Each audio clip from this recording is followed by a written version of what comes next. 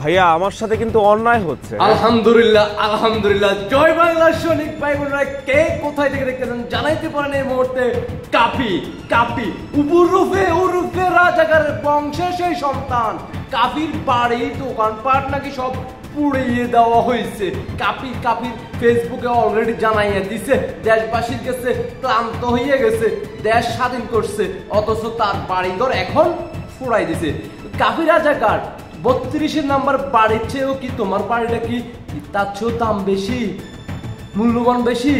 বাংলার দেশ যেখানে স্বাধীন হয়েছিল 32 নাম্বার বাড়ির থেকে, তুমি ওই 32 নাম্বারে বুলডোজার নিয়ে গেছিলা, তুমি উৎসাহ যোগাইছিলা, তুমি বাংলাদেশের মানুষের আবেগ নিয়ে ইমোশন নিয়ে খেলছিলা। কাফি তুমি খেলছিলা।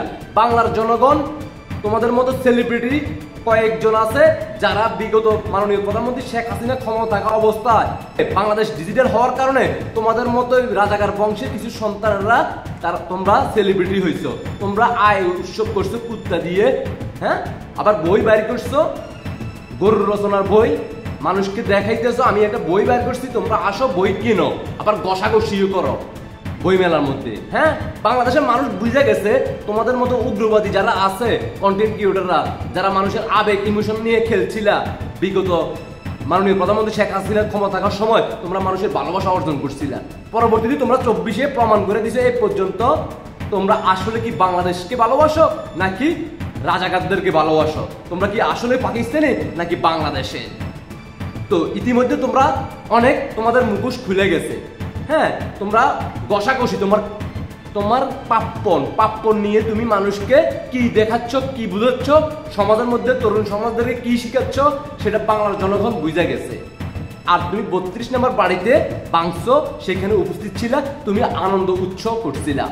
এখন তোমার সাধারণ একটা ঘর, সাধারণ একটা দোকান পোড়াই দিচ্ছে, বাংসুর করছে, এটাও আমি মনে করি যে এখানে জয় বাংলা সৈনিকেরা করে নাই, বাংলাদেশের জনগণ করে নাই, এটার মধ্যে ধান্দা আছে।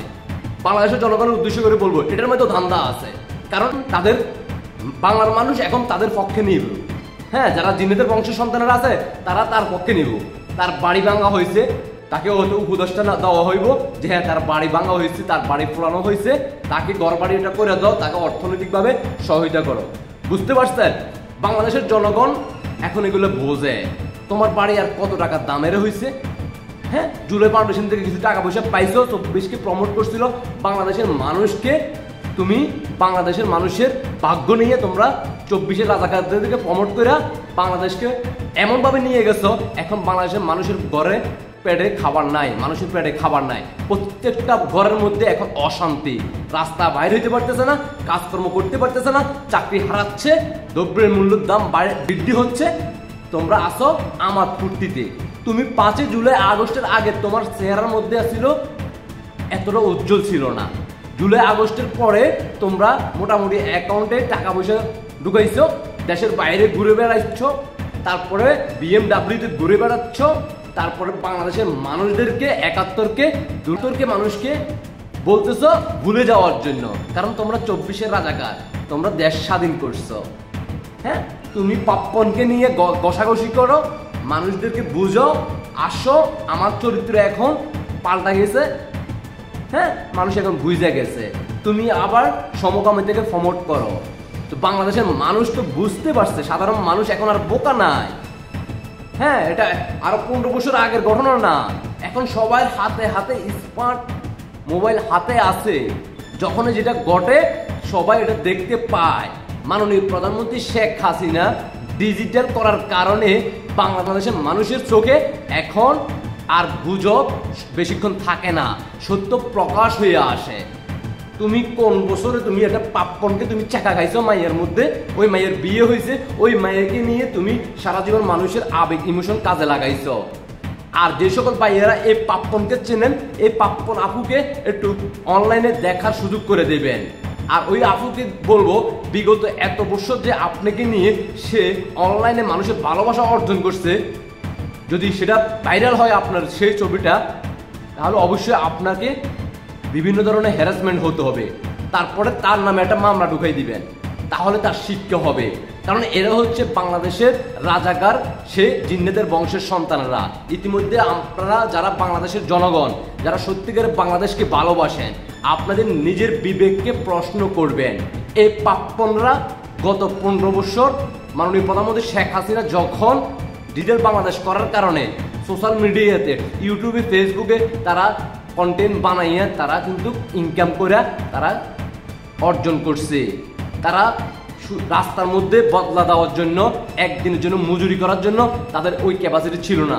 সিদ্ধ ডিম বিক্রি করে খাইতে হইতো, ঢাকা শহরে আনাচে কানাচে মলম বিক্রি করে খাইতে হইতো, ঢাকা শহরে আনাচে কানাচে চটপটি বিক্রি করে খাইতে হইতো।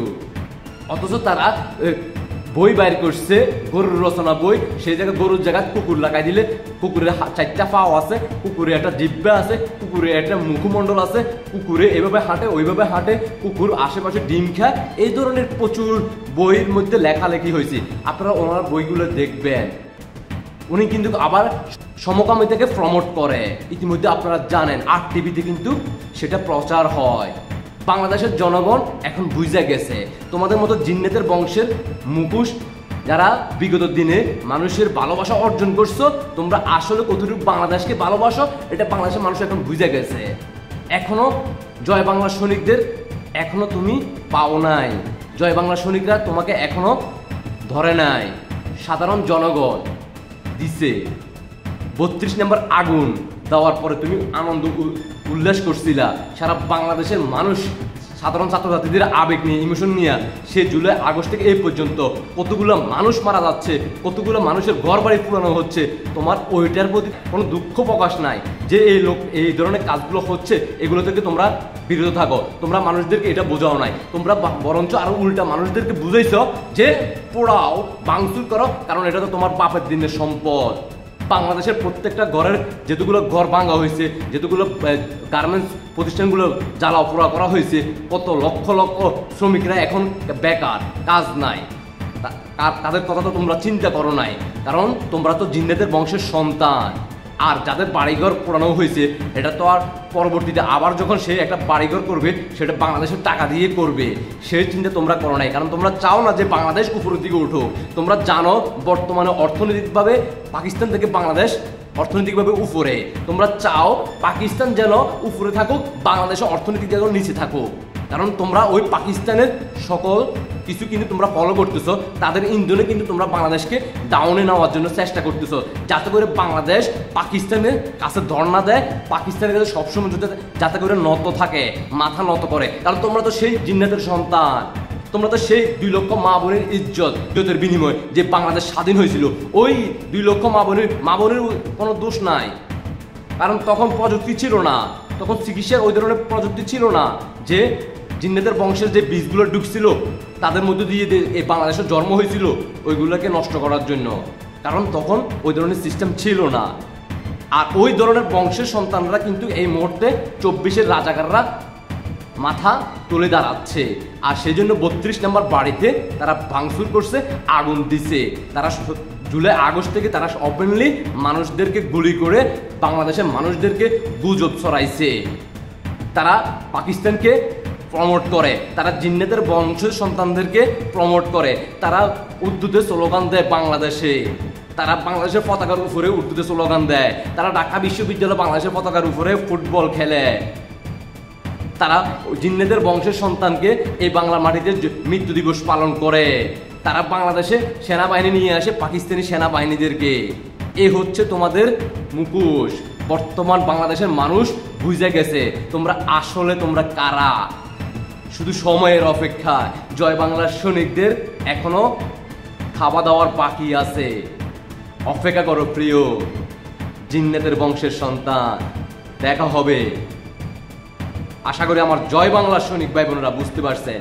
সবাইকে অসংখ্য অসংখ্য ধন্যবাদ। এই মুহূর্তে আপনারা কোথায় থেকে দেখতেছেন জানাইতে পারেন, আর দ্রুত ভিডিওটা সর্বোচ্চ শেয়ার করে দেশবাসীকে দেখার সুযোগ করে দেন।